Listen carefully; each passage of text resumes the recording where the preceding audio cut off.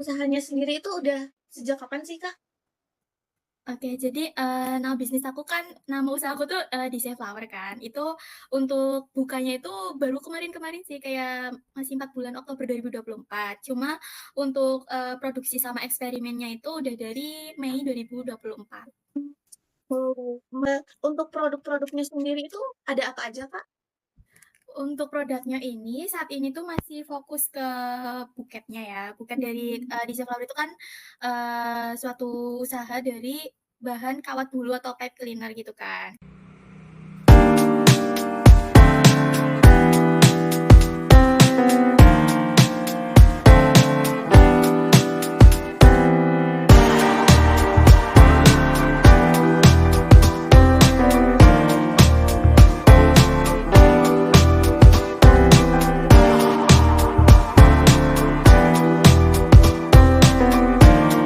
Media sosial media apa aja sih, Kak? Kalau untuk promosi, kami pakainya, Instagram sama TikTok. Motivasi awal Kakak memulai bisnis itu apa sih, Kak? Kayak tergerak untuk memulai bisnis kan challenging banget tuh. Oke, aku izin jawab ya. Jadi, dari dulu tuh aku udah tertarik sama bunga gitu kan. Kayak menurut aku tuh bunga itu nggak sekedar buat kayak, ya udah kamu ngasih bunga doang atau buat dekorasi gitu kan.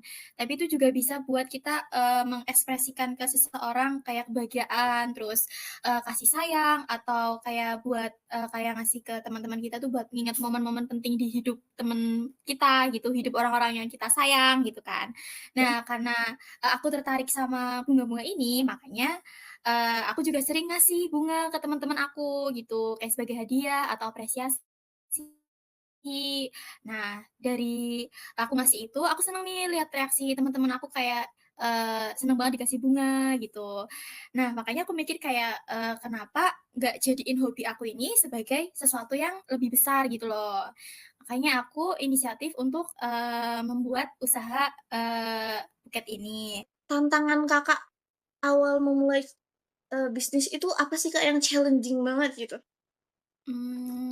Mungkin ada beberapa ya. Pertama kan kalau misalnya kita jualan kan pasti harus ada yang beli kan. Betul. Jadi pertama tuh kalau menurut aku, tantangannya tuh, cari customer yang mau beli, jualan dari kita itu. Karena Mhm. kan mulai dari nol tuh kan bukan sesuatu yang mudah gitu kan, nggak mungkin Betul. kayak tiba-tiba ada yang beli gitu kan. Jadi, pas itu awal-awal, promosi di, TikTok gitu, itu kan, eee TikTok itu kan suatu, platform yang besar gitu kan, di situ banyak orang-orang yang main juga, jadi itu jadi tantangan. Cuma alhamdulillahnya dari aku pas itu update, upload konten, itu lumayan FYP ya, jadi akhirnya ada yang beli juga tuh. Nah, setelah itu mulai rajin upload-upload juga, jadi mulai ada yang mengenal, mulai, ada yang beli juga gitu.